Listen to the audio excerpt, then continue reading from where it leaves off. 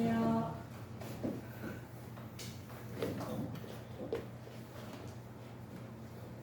띠골 교회가 저희 때에 세대에 많은 변화가 있었고 시대적인 아픔이 있었지 않습니까? 아직 끝나지 않는 5.18 민주화 운동에 대한 연장선상이 있을 때 제가 학부 시절에 한번 체류탄 가스를 마시지 않으면 다니기 힘들 만큼 교회까지 체류탄 가스가 넘어갔을 때였죠. 그게 이제 운명을 바꾸었죠. 끝까지 공부한 사람들은 다 이제 사법고시 합격해가지고 판검사가 다 되었는데 저는 이제 외국으로 유학을 떠나게 됩니다. 하나님의 섭리죠. 그래서 가끔 이제 우리 남파 이제 법학회 모임이 있는데 이제 거기 가면 친구들 만나잖아요. 하여튼 인생은 참 위험합니다. 사자는 끝까지 이게 상대는 목사가 되어 만나니까 너무 신기하고 어느 날 광천 터미널에서 어디 가려고 서울로 올라가려고 제가 버스를 타려고 티켓팅 했는데 키 큰 한 친구가 형님 그래요. 누군가 돌아보니까 같은 하부 친구였죠. 그 친구는 아직도 대학을 졸업 못하고 감옥을 갔다 오고 난 뒤에 몇 년을 졸업을 못한 상황에서 저를 또 기억하더라고요. 이제 그 시절을 뛰어넘어서 우리가 이제는 세대의 마지막을 살아가는 연령이 되었습니다. 집사람한테 카톡을 보내니까 누군지 아냐? 이렇게 바로 알아보네요. 전자. 그 남편까지 이름을. 그러면서 밑에 했던 말이 뭐냐? 황혜성 집사 동생 만났던 이야기를 해요. 장로님들 잘 모르실 겁니다.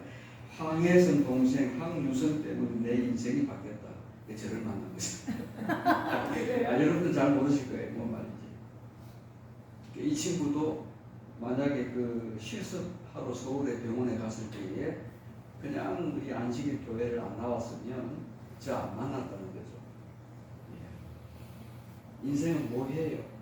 잘 모릅니다. 내일 일도 모릅니다. 제가 그래서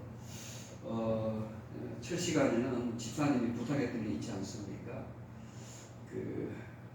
요셉에 관한 이야기를 두 번째 할 거고 요셉의 인생을 바꾸었던 4가지 사건 기억하십니까? 첫 번째가 어떤 사건이었습니까? 형들의 미움을 받아서 팔려가기 전에 버려집니다. 그 다음에 두 번째 하필 지나가는 상인들이 있어서 팔려가고요. 그 다음에 이제 집사님이 요청했던 세 번째 한 여인 때문에 오해를 받게 되고 그 다음에 감옥에서 평생 썩을 뻔했던 요셉의 일생이 그 감옥 안에서 누구를 만납니까? 맞습니다.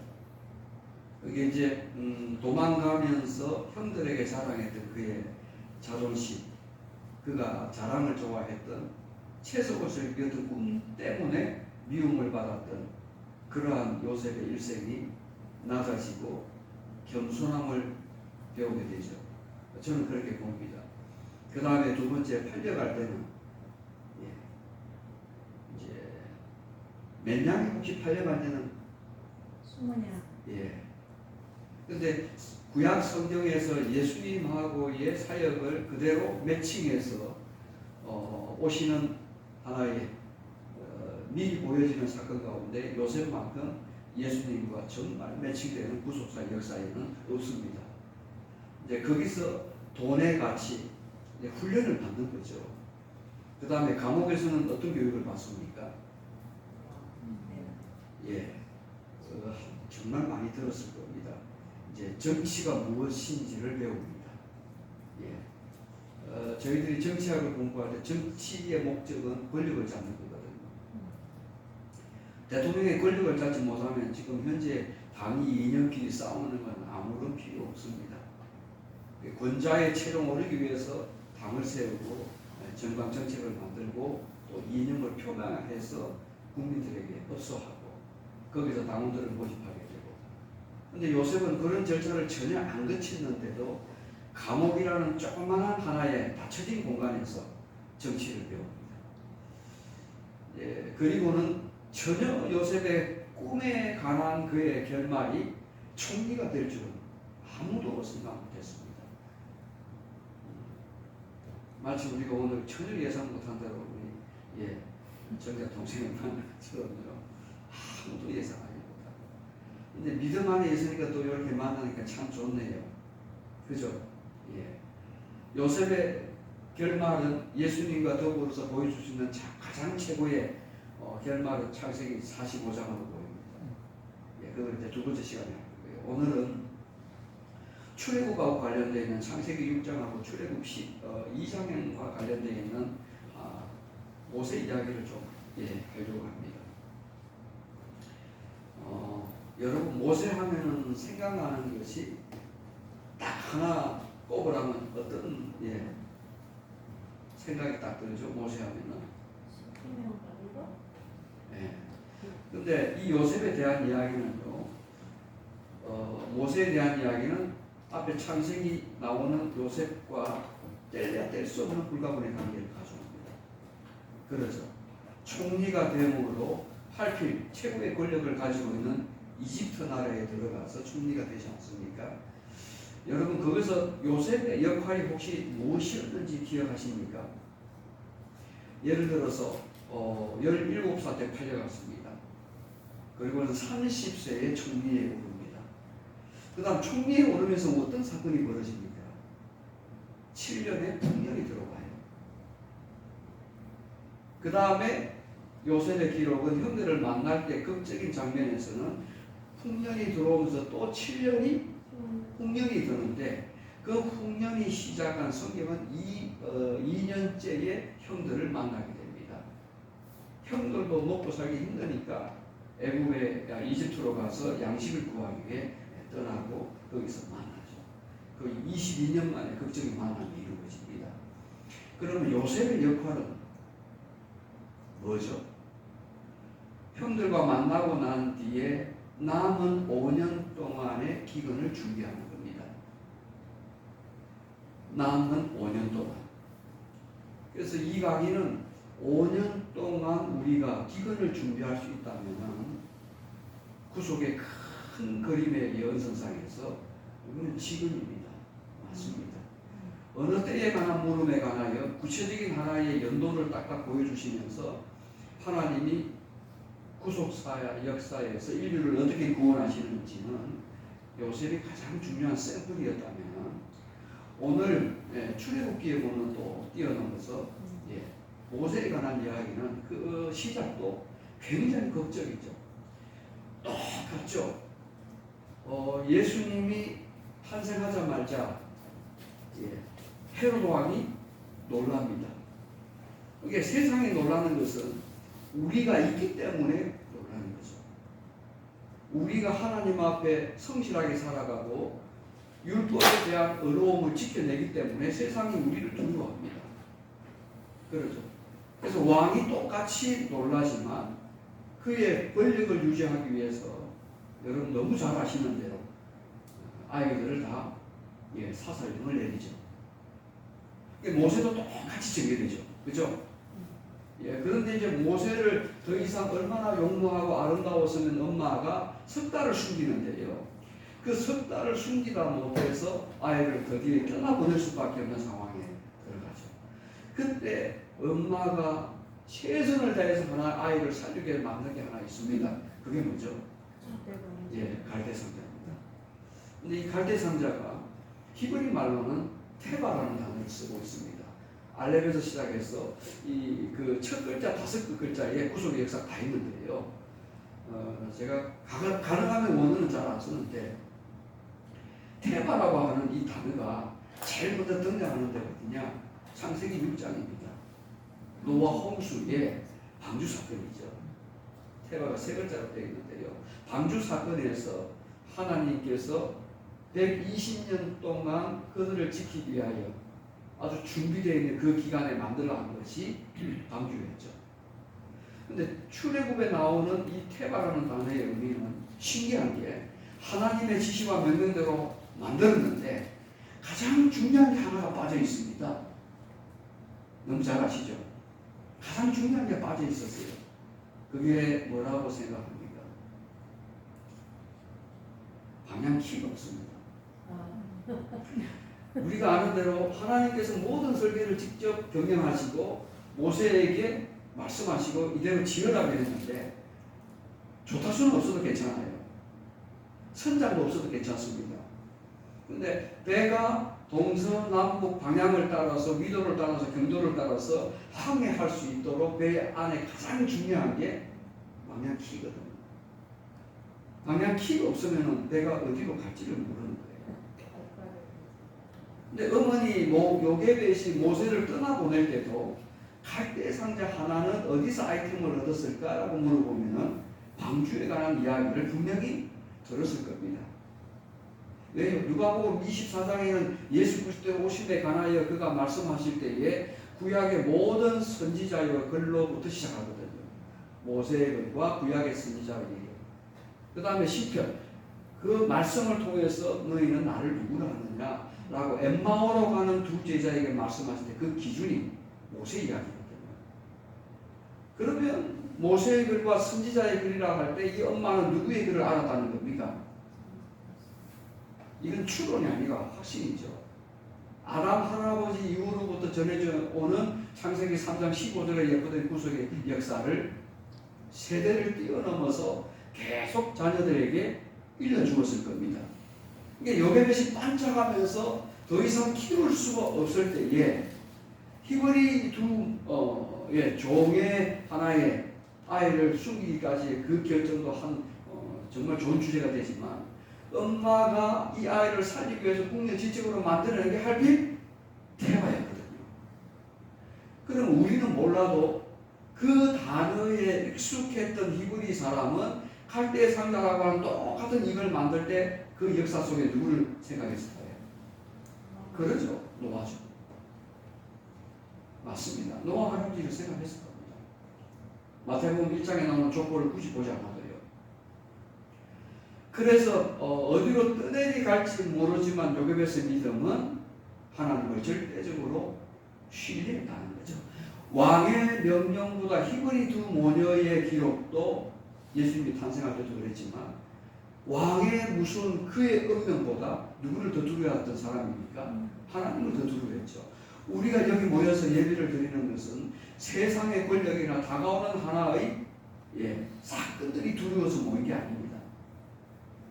우리는 세천사 기백 가운데 첫 번째 나타난 하나님을 두려워하는 백성들이고 하나님이 누구인지를 분명히 아는 사람들이고 하나님 앞에 나아가 예배 드린다는 그 말의 의미를 정확하게 이해하는 사람들이 우리들입니다.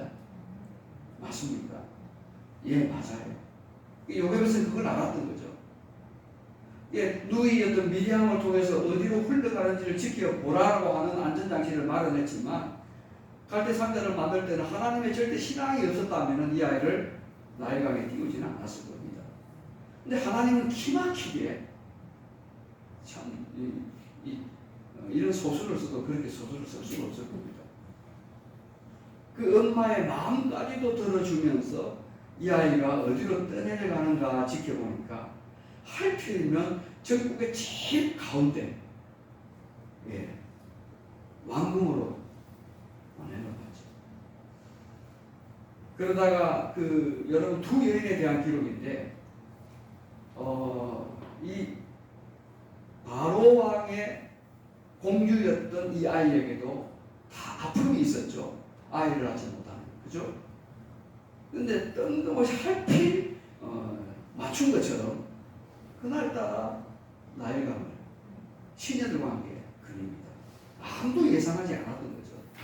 그러다가 갈대 상자가 하나 내려오는 걸 보고 호기심에 먼지를 열어보는 거죠. 여러분은 누가 쌓여 있습니까? 평생 동안 아이를 갖지 못하는 그의 마음에 동정심이 그 아이를 바라보자 말고 어떻게 키워야 되겠다는 그런 하나의 정확함이 생겨난 겁니다. 이게 이 여인의 아이를 갖지 못하는 아픔도 하나님이 들어주시고 요게벳이 어디를 떠나갈지 몰랐지만 이 아이가 그의 기도대로 세상을 구원할 아이로 성장시키기 위한 하나님의 궁여지책은 이집트로 떠나보냅니다. 엄마의 기도도 들어주시는데 할피 바로의 공주는 아이를 낳지 않았기 때문에 젖이 나오지 않잖아요. 그리고 거기다가 전국에 방을 내어서 모녀를 구했는데 유모를 구했는데 그게 누가 응시합니까? 돈 받고 자기 아이를 길러냅니다. 이게 간단한 이치 같지만 우리가 세상에 살아가면서 세상의 녹을 먹고 세상의 생업을 유지하면서 살아가는 것도 하나님의 예고하신 하나님의 의도하신 섭리 가운데 우리가 살고 있다는 것을 분명히 이해할 수만 있다면 이건 정말 하나님께 감사한 일이죠. 그런데 제가 오늘 드릴 말씀은 이런 하나의 일련의 모든 과정을 누가 계획하셨습니까? 하나님이 계획하셨습니다. 우리가 80평생을 살아도 여러분의 인생과 내 인생을 하나님의 손 안에서 그분의 계획하신 하나의 테두리 안에서 살고 있다는 걸 잊어버리지 않는다면 이건 정말 감사한 일이죠. 제가 여기서 재림에 관한 하나의 날짜를 한번 좀 또 되짚어 보겠는데요. 다니엘 8장 14절을 통해서 우리에게 가장 큰 허락된 예언이 2300주야죠. 그 2300주야의 끝이 언제입니까? 집사님들은 대답 너무 잘하시네요. 제가 신천지를 보면서 그 사람들이 어떻게 대학생들을 섭외하고 이렇게 폭발적으로 성장하는가 보니까 정말 성경을 엉터리지만 잘 가르칩니다. 근데 우리는 요한계시록 14장의 세천자의 기별을 만약에 전하라고 한다면 여러분들 하실 것 같아요. 요한계시록 14장은 어디와 연결됩니까? 요한계시록 12장과 연결되고요. 14장과 16장, 17장을 이어서 그 소스가 다니엘 2장이죠. 그리고 다니엘 2장이지만 7장과 8장으로 이어지는 미리 보여지는 역사. 그거 6가지 하나의 6단락을 정확하게 설명할 수 있는 분 계십니까? 근데 신천지는요, 충격받을 정도로 목사임에도 불구하고 와서 성경 공부합시다라고 들이댑니다. 근데 다수의 우리 재림 전도들은 이러한 구원의 모든 펼쳐진 예언의 하나의 끝자락에 살아가면서 이걸 제대로 설명할 수 있는 사람이 많이 없어서 요즘 제가 어떻게 하면 목사가 없어도 성경을 제대로 가르치고 할까라고 해서 양육과 훈련에 집중을 하고 있습니다. 자, 그도 정리하고 다니엘 8장 14절의 그 예언의 끝자락은 1844년입니다. 맞죠? 근데 그 이후에 날짜도 10월 며칠이죠? 예. 근데 그 이후에 우리에게 주어진 날짜가 있습니까? 없습니까? 근데 왜 대실망이라고 하는 1844년도에 대한 그 연도는 누가 주셨습니까? 하나님이 주셨죠. 그럼 실망은요? 하나님이 주셨죠. 근데 윌러의 단순 실수였을까요? 아니면 하나님의 의도된 계획이었을까요? 그게 어디 나오죠?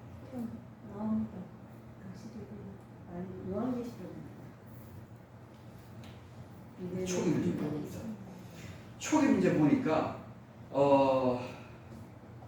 여기 이제 그 짧게 들고 다니면서 읽을 수 있도록 잘 되어 있는데 여기 이제 그 살아남는 이들이죠. 여기 살아남는 이들에 보면은 50장 첫째 천사의 기별에 여기 320페이지 이런 말씀이 있습니다.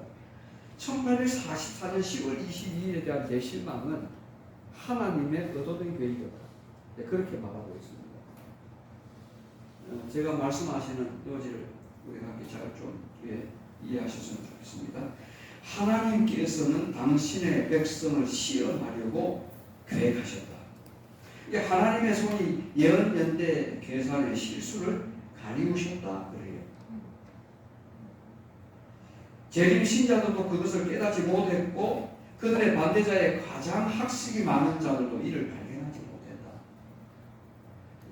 그들은 예언상 연대의 계산법은 정확하다. 어떠한 큰 사건이 그때에 일어날 것을 사실이지만 그것이 밀러가 예언한 대로는 아니었다. 이걸 하나님께서는 아브라함을 부르실 때에 그가 이삭에 바치라고 하는 명령이 하나님의 단순한 시험이 아니었다라는 것을 반증해주는 제목이 첫째 선자의 기별에 나타나는 겁니다. 그래서 10월 22일에 대한 하루를 앞두고 윌람 밀러가 이 기별을 외쳤을 때에 하나님이 침묵하셨던 이유는 하나님의 의도된 날이 또 있다라고 하는 거죠. 그리고 이 1844년의 결론은 뭐냐? 이 때를 위해서 하나님의 알곡과 가라지를 선별하기 위한 하나님의 테스트 타임이다. 제 말이 아닙니다. 하이필이 그렇게 설명했어요. 그러면서 세상의 종교적 확성이요 그리스도의 재림은 아니다라고 말합니다. 좀 더 읽어볼까요? 기다렸던 그 시간이 지나갔지만 그리스도께서는 당신의 백성을 구원하러 오지 않았었다. 신실한 믿음과 사랑으로 구주의 재림을 고대하던 사람들은 서비스 경험을 받고 왔는데 여기서 이제 갈라져요. 뿔뿔이 흩어집니다. 그러면 이건 창세기 46장에 나오는 전 세계에 새 천사의 기별을 전하기 위하여 모든 이방 땅으로 보내기 위한 하나님의 계획이었다는 거죠. 이걸 깨닫기까지는 그 시대 사람들은 너무 힘들었던 과정을 보냈습니다. 그래서 테마라고 하는 이 방주를 만들 때에 모든 계획과 일들을 구원하고자 하는 그분의 계획은 우리의 생각과 우리의 뜻과 우리의 시간 개념에 따라서 움직이는 것이 아니라 하나님의 계획과 하나님의 의도된 하나님의 계산된 그 시간의 때를 따라 움직인다는 거죠. 맞습니까? 그러면 제일 성도들은 무엇에 따라 살아가는 사람들입니까? 라고 물으면요. 하나님의 예언된 시간을 쫓아가는 사람들입니다. 맞습니다. 이제 그럴 때에 여러분 창세기의 역사를 뛰어넘어서 신구약 전체를 통해서 우리는 재림을 기다리고 있죠. 근데 하나님의 정확한 때의 초림을 이루어냈던 사람들의 기록이 어디에 나옵니까? 4,000년의 역사를 끝내고 말라기의 선지서가 끝나는 400년 이후에 예수님의 오심에 대한 창세기 3장 15절의 예언을 이루기 위하여 준비된 사람들을 딱 하나님이 세우시는데 그들이 누구였습니까? 예? 좀 세부적으로 첫째, 예수님의 탄생을 기다렸던 사람 중에 한 사람. 누가 봐도 동방박사거든요. 그 다음에 동방박사보다 먼저 왔던 사람은요, 목자들이었고요. 그 다음 동방박사들 다음에 이제 누가 찾아옵니까?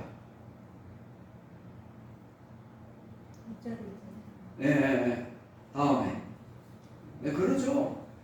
그 다음에 이제 예수님의 초림을 아주 평탄하게 길을 활짝 열었던 사람이 침례 요한이었죠. 이 세 사람은 어쩌면 우리가 재림의 때를 살아가면서 초림 때에 예수님을 영접했던 그 준비하는 기다림의 끝자락에 예수 오심을 말 위에 비워오셨지만 그걸 기쁨으로 맞이하고 한이 가운데 하늘도 응답했던 그 사람들이 누구였냐? 목자들이었고 동방박사들이었고 침례 요한이었다. 마지막 때는요, 우리가 생각하는 많은 사람들이 그리스도를 영접하는 것이 아니라 예언을 따라 움직이는 성결한 백성들에게 하나님은 그 빛을 전달하십니다. 이게 우리가 어떤 시기적으로 조급해하거나 그럴 이유가 하나도 없다는 거예요. 하나님은 때가 차면은 그들을 의도적으로 인도하셔서 미가 5장에 기록된 대로 예수님이 베들레헴에 탄생할 것을 미리 보여주기 때문에 그들을 다 그쪽으로 모이게 해요. 그쪽으로 모이게 해요. 이것도 뭐 시대의 수만 읽으면 굉장히 기막힌 말씀들이 많이 있는데 여기 앞에 그 318페이지 보면 이 말씀이 하나 있거든요. 1844년 10월 22일에 대한 해석에 대한 영감의 글은 이렇게 또 설명하고 있습니다.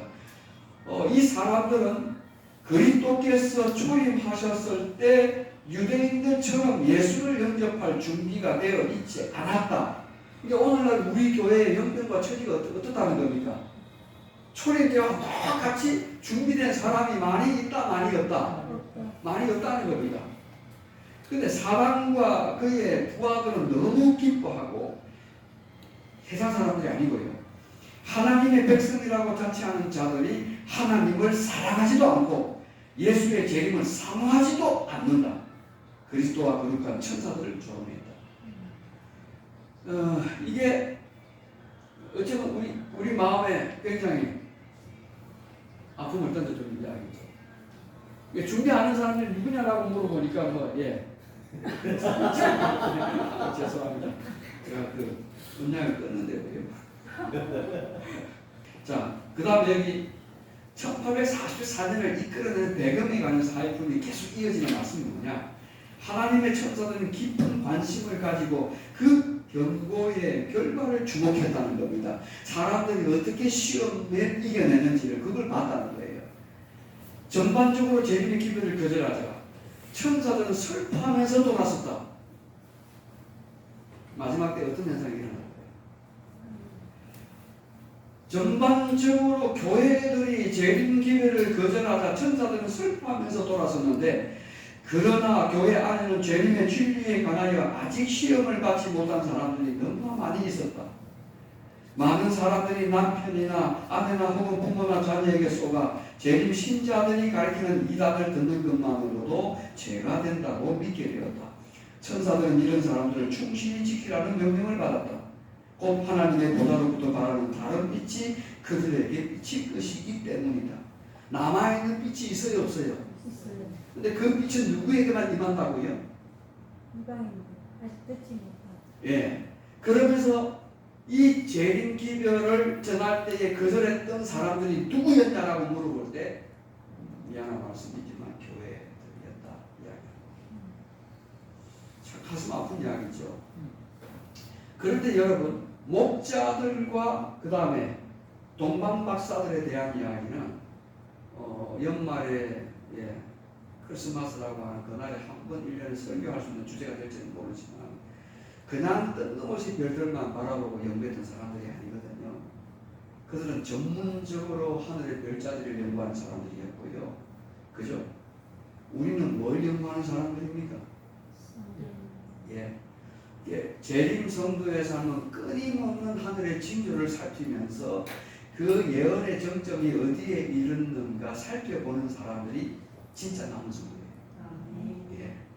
그런 사람들에게 하나님이 한 줄기의 세상의 어두움과 함께 빛을 주신다 하는 이야기가 예수의 탄생과 관련된 이야기죠.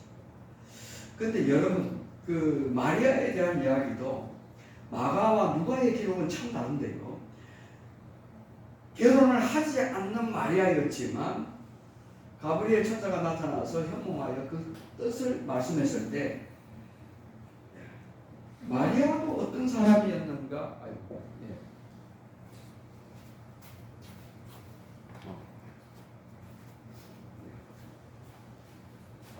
마리아도 어떤 사람이었는가라고 여러분들 물어보시면은 같은 예언을 사모했던 사람들입니다.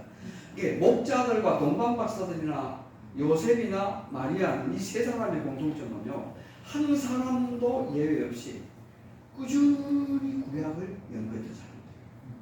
시대 중간에 그렇게 봅니다. 이게 갑자기 하늘에서 예언의 기별이 떨어지는 것이 아니고 꾸준히 오심에 대하여 기다렸던 사람들에 대한 이야기죠. 그게 요셉, 아리마대 사람 요셉은 그 과정을 바라보면서, 여러분 마태복음을 혹시 한번 펴보십시오. 뭐라고 기록되어 있느냐 보니까 18절 예수님의 나심은 이러하니라. 그의 어머니 마리아가 요셉과 약혼하고 동거하기 전에 성령으로 잉태된 것이 나타났는데, 그의 남편 요셉은 어떤 사람이라? 어렵다라고 하는 단어는 쉽게 쓰지 않거든요. 근데 어려운 사람이라 그를 뭐하고? 드러내지 아니하고 가만히 꿀고자 하여. 이게 예언을 이루어 나가는 직간접적으로 아리마대 사람 요셉의 적극적인 동조, 적극적인 후원, 적극적인 믿음이 없었다면 이건 불가능한 이야기했다는 겁니다.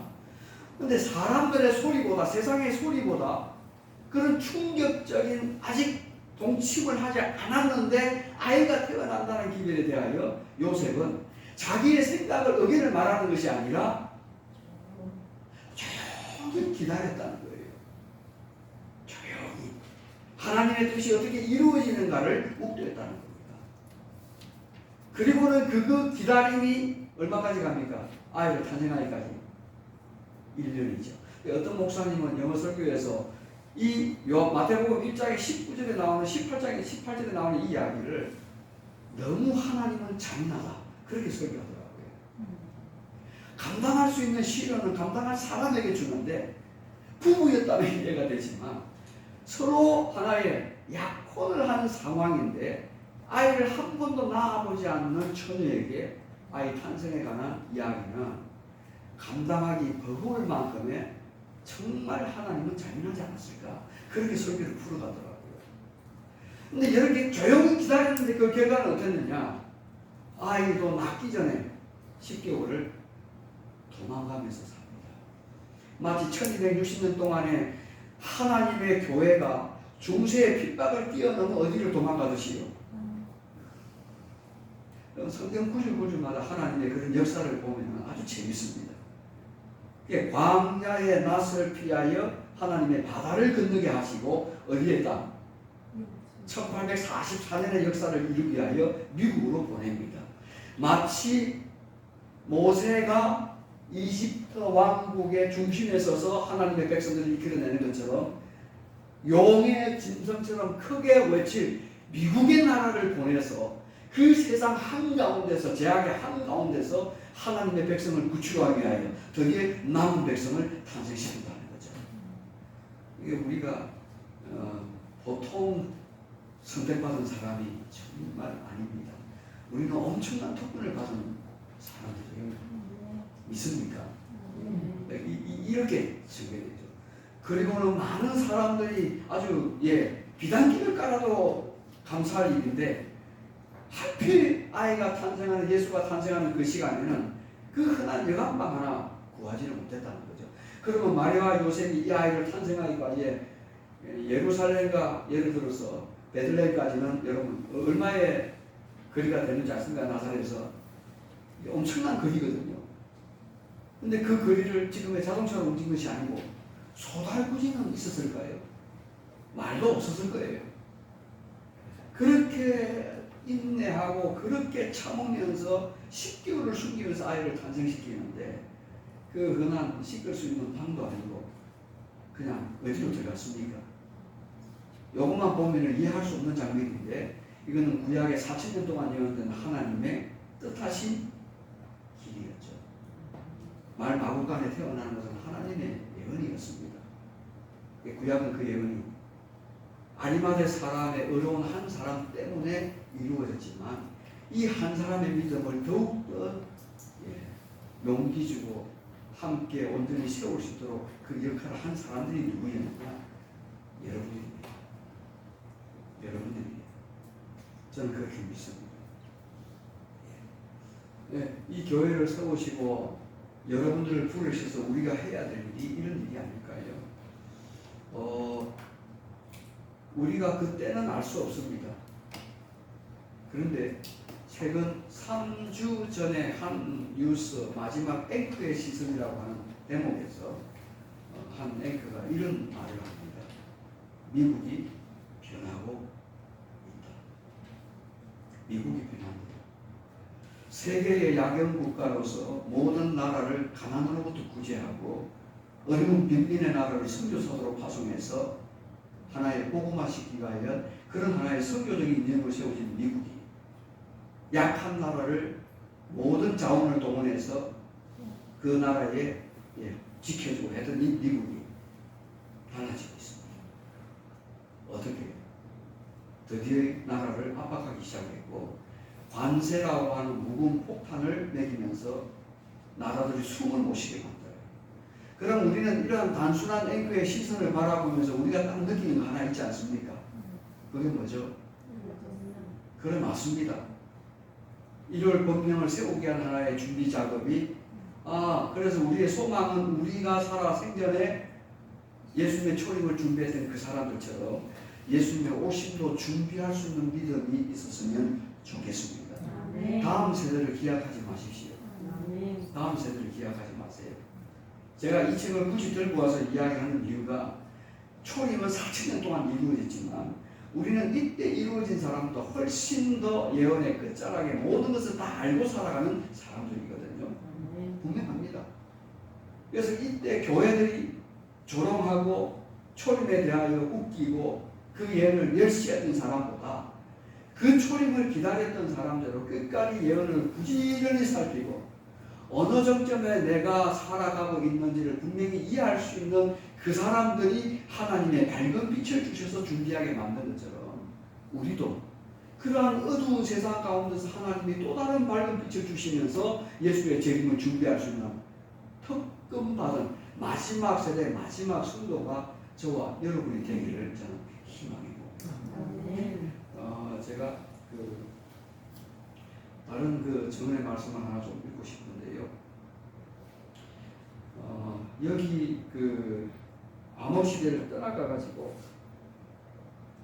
종교적인 부흥이 있는 주를 만나기 위한 319페이지 여기에 이런 말씀이 하나 또 있습니다.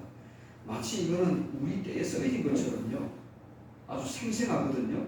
재림 기회를 받아들인 신자들은 영원할 수 없는 기대로 구주의 재림을 기다렸다. 드디어 그리스도를 만나기로 기대했던 시간이 당도했다. 지금 쓰여지는 기록 같지 않습니까? 재림 신자는 이 시간을 조용하고 엄숙하게 맞이했다. 그 다음이 중요해요. 하나님과의 감미로운 교제 속에서 평안히 지내며 찬란한 저 세상에서 늘 평안을 고대하고 있었다. 우리가 어떻게 기다려야 된다고요? 예, 이와 같은 소망과 신뢰를 체험한 사람은 아무도 이 기다림의 고귀한 시간을 잊지 못할 것이다. 잊지 못할 것이다. 우리가 가장 기다려지는 것 가운데 하나가 있다면 물론 예수님의 재림입니다. 예. 그럼 어떻게 준비해야 되는가 하이분이 많이 말씀하셨잖아요. 만약에 제가 또 다른 지도자로서 설 수 있는 하나의 기회가 왔다면 재림 준비 모드로 이렇게 한번 모든 목회자들과 모든 지도자들을 불러놓고 이렇게 한번 제안해보고 싶어요. 얼마 전에 조경인 장로님이 항상 설교할 때마다 지금은 착륙 모드, 이륙 모드가 아니고 예수님의 때를 준비할 수 있는 이제는 카운트다운 착륙할 때를 지금 때를 사고 있는데 교회 전 재산을 다 풀어서 모든 교회들이 흩어져 있는 데마다 사역자를 파송하고요. 최소한의 그 사람들이 살아갈 수 있는 하나의 생활비만 지원하고, 그죠? 전국이 이 재림 기회를 전하는데 한 몸이 한 팀이 원팀이 된다면 어떤 일이 벌어질까요? 근데 우리는 알거든요.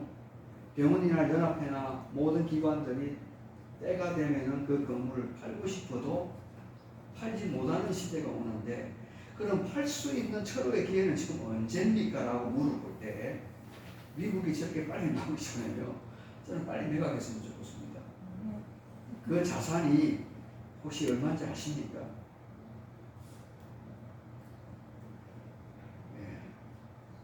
지금은 건물로 공부하고 모이는 때가 아니거든요. 코로나가 3년 동안 지나가면서 우리에게 보여준 것이 사도행전의 역사를 이루도록 위한 하나님의 준비가 다 끝났거든요. 여기 안 모여도 미국 안 가도 줌으로 모이고 줌으로 기도하는 시대가 되었지 않습니까? 그러면 초대교회, 가정교회가 시작된 것처럼 이런 건물 위주의 교회가 아니고 집집마다 살아있는 성도들과 함께 모여 떡을 떼고 말씀을 나누고 다음에도 다 B라는 집에 가서 말씀을 떡을 떼고 나누고, 이렇게 재림의 시간이 당도할 만큼 기다렸던 사람들이 그 사람들이었거든요. 우리도 그렇게 살아야 되지 않을까요? 네. 예. 계속 재산을 많이 쌓고, 누리고, 그럼 그걸 어떻게 버리고 떠나겠습니까? 교회 여기도 시스템이 얼마나 좋습니까? 온풍 있죠. 이렇게 좋은 건물이 있죠. 근데 대리석으로 막 바르고 막 안식일마다 여러 감당하기 힘들 만큼의 반찬들이 딱 나오고요. 하나의 예식장을 통해서 교회가 화려해지고요. 그 다음에 청수도 올라가고 맘모스처럼 커지면 사람들이 당연히 모이죠. 근데 언제 재림 준비하고 떠날 준비를 하죠? 초기 문제는 이럴 때에 우리가 집착할 수 있는 모든 것은 버릴 때가 되었는데 그 때가 언제냐라고 말하면 지금이라 말씀하거든요. 근데 1844년을 보지 마세요. 하나님이 말씀하시는 때는 지금이라는 거죠. 여기 주부에 보니까 좋은 말씀이네요. 주부 79페이지. 나는 모든 얼매피기 쉬운 죄, 교만, 이기심, 세상을 사랑한 모든 말 다 들어있고요. 모든 그런 것만 행동에 대하여 그들이 승리하지 않은 한 아무도 유다스의 기록된 대로 유쾌함을 받을 수 없음을 보았다. 그러므로 우리는 주님께 더욱더 가까이 가서 주의 큰 날을 싸움에 설 수 있도록 해줄 준비를 하기 위하여 간절히 구해야 하는데, 그리하여 모든 교회가 합심으로 원팀이 되어서 계시록 18장에 나오는 큰 외침으로 나아가야 되는데 우리가 각개정도 하고 있어버리면 힘들거든요. 그래서 수천억에 1조가 넘는 모든 부지를 팔은 이 재산들을 다 선거 자금으로 쓴다면요, 미국이 하지 못하는 제2의 선교 역사를 끝내고 마무리할 거라. 저는 그렇게 믿는 사람 중에 한 사람입니다. 근데 이런 말을 하면 잘못 방송 나가면 또 그러더라고요. 요즘 어떤 목사님들한테 지금 그런 전화가 오죠. 지금은 시골과 도시의 경계는 없어진지는 물론 맞습니다. 물론 맞습니다만은, 근데 왜 우리가 시골 생활을 해야 되는지는 안 물어봐도 답은 다 갖고 있지 않습니까? 정언의 말씀 우리가 한 구절이라도 읽을 수 있다면, 다윗이 갑자기 하나의 목자였던, 아무도 관심 가졌던 그 아이가 어떻게 사무엘 눈에도 보이지 않고 이새의 눈에도 전혀 관심받지 못하고 별의 아이처럼 보였던 그 아이가 어떻게 갑자기 이스라엘의 영웅으로 등극했을까? 사무엘상 16장 17장을 읽어보시면 골리앗 장군과의 싸움에서 아무도 기대하지 않았던 형의 도시락을 갖다주고 안부를 물어봤던 그 다윗이 말입니다. 갑자기 골리앗의 말 한마디에 만군의 여호와, 그냥 하나님의 이름이 아니죠. 만군의 여호와의 이름으로 나아가지 않습니까?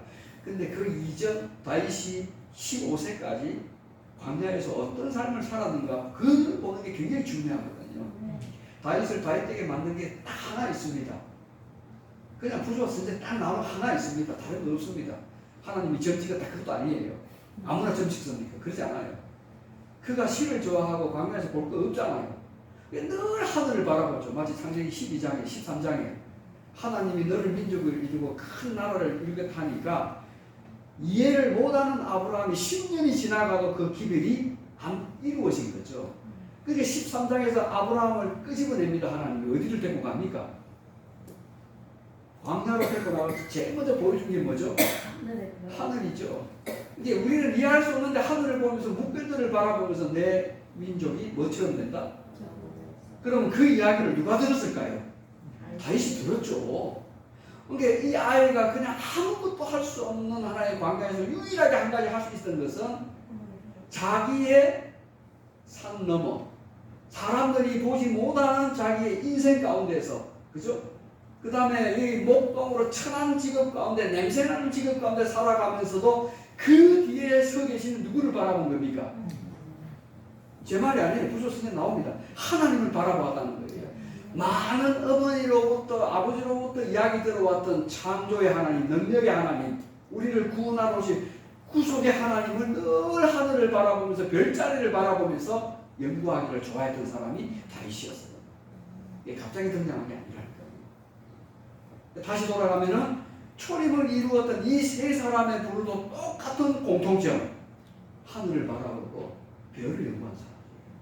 그러면 재림 성도는 오늘 여러분과 저는 뭘 연구하는 사람이죠? 그럼요. 누구보다 재림에 대한 열렬한 소망을 가지고 기다리는 사람 빼놓으라면 우리 말고 서러울 사람들 있습니까? 없잖아요. 없잖아요. 그러면 요셉처럼 우리가 준비되면 초림을 이끌어 나간 것처럼 어렵다라고 칭함을 받는 사람이 만약에 우리가 될 수 있다면 준비되지 못한 교회도 우리의 어렵고 기다리고 그때를 아는 사람들이 이 교회에 한두 명만 남아 있어도 하나님의 초림은 이루어진 것처럼 예수님의 오심도 이루어집니다. 저는 그 한 사람이 여러분이 되시기를, 제가 되기를 네. 그런 이룬 모드가 아니라 이제 청림 모드. 우리 때 정말 그렇게 되었으면 좋겠습니다. 그래서 그 제국 앞에 당당하게 섰던 많은 사람들의 이야기가 있지 않습니까? 두 번째는 이제 요셉의 이야기를 좀 하겠습니다. 오늘 마태복음 1장을 바라보고 출애굽기 2장에 나오는 이야기, 창세기 6장에 나오는 테바라고 하는 이 우리가 막막하게 아무런 좌표 없이 살아가는 것 같죠. 우리에게는 인생의 키가 없습니다. 오늘 결론이죠. 우리에게는 좌표를 설정할 능력도 없어요. 근데 그 좌표를 정확하게 꼭좀 찍어서 아라라 산으로 세상을 모든 인류에게 만방에 흩어지기 위하여 하나님이 예도된 산으로 이끌어 가시거든요. 성경에는 산에 대한 이야기가 많이 나오잖아요. 그럼 우리도 하나님의 예고된 주의 성산으로 매일마다 인도하시는 그분이 우리가 믿는 하나님이 될 줄로 믿습니다. 우리는 좌표가 없어요. 나침판이 없습니다. 어떻게 가야 될지도 모릅니다. 근데 하나님은 방향키를 갖고 있어요. 그래서 노아 왕조와 테바에 대한 이야기는 하나님은 방향키를 갖고 있다는 거죠. 이 교회는 여러분들의 마음에 또 다른 노아 왕조는 갈대상자는 어디에 있습니까? 고린도전서 말한 대로 성소가 내 마음에 있다고 그것은 맞습니다. 근데 여러분들의 갈대상자는 어디에 있죠? 우리 마음 가운데 하나님이 예시해 준 대로 그분이 말씀하신 대로 우리가 순종하며 따라가는 오늘 모임에 여러분과 제가 되기